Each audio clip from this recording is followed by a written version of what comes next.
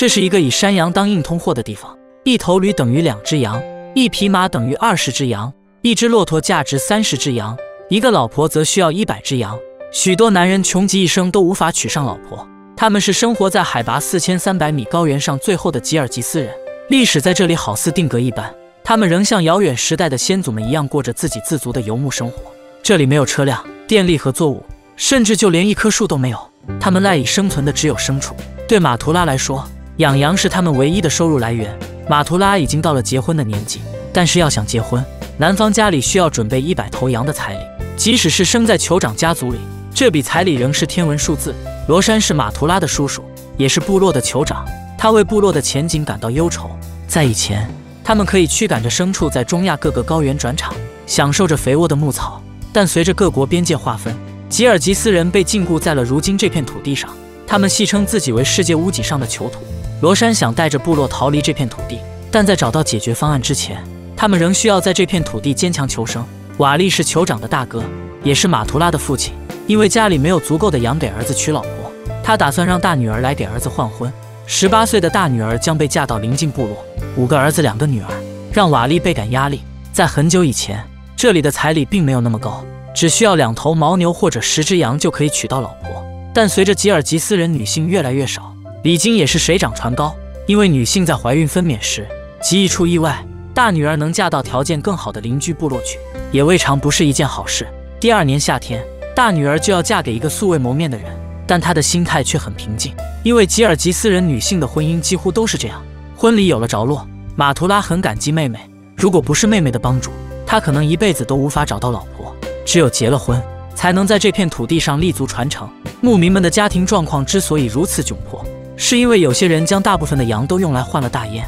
瓦利的弟弟阿利兹便深陷于此。7年前因为生病，高原上缺少药物，阿利兹只能用这种方式来自我治愈，但从那以后便一发不可收拾。虽然他知道羊群应该传承给子女，但他没法控制自己，家里的羊几乎已经被挥霍一空。11月到来，大雪覆盖了高原，男人们需要将羊群赶到更远处去寻找牧草。母亲在家里为大女儿赶制嫁妆，为新郎缝制一条新的马鞍。婚后女性的头纱就要换成白色的，这意味着她将要去到新的家庭。到了1月份，气温降至-40度，生活变得愈加艰难。他们需要凿开厚厚的冰层才能取到水。此时牧民们的粮食也濒临告急。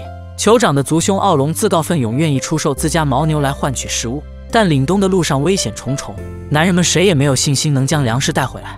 交易的探险队出发了，马图拉也将跟随队伍一起，这将是他成为男子汉的证明。男人们要在冰天雪地中走上7天，穿过一条150公里的冰河。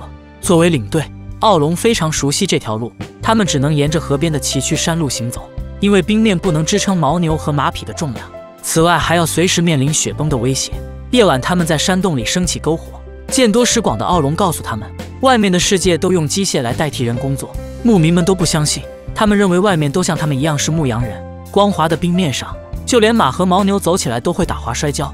他们不断往冰面铺上沙子，牛群才能艰难向前推进。口渴了便俯身直接喝2口冰水。经过1周的艰难旅程，他们抵达了交易地。他们将在这里短暂休息几天，然后带上粮食返回。6个月的冬天终于结束了，牧民们开始忙碌起来。他们为绵羊洗澡，剪掉羊毛，骆驼也卸掉厚厚的绒毛。接下来，他们要迁徙到春季草场，用牦牛载着所有的家当。他们抵达了新的扎营地，他们会在这里度过6个月的时间。兄妹俩的婚礼即将到来，阿利兹戒掉了大烟，努力弥补着冬天遭受的损失。冬天牛羊奶都用来哺育幼崽，到了春天，女人们开始用发酵的酸奶制作奶酪。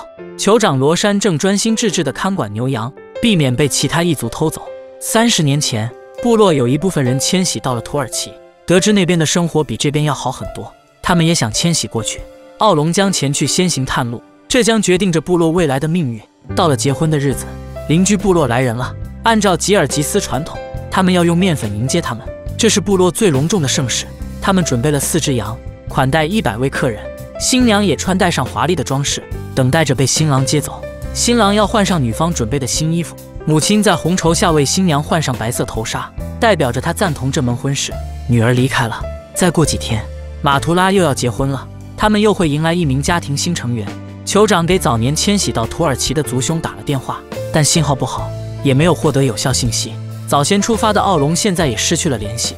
迁徙一事又只能暂时搁置。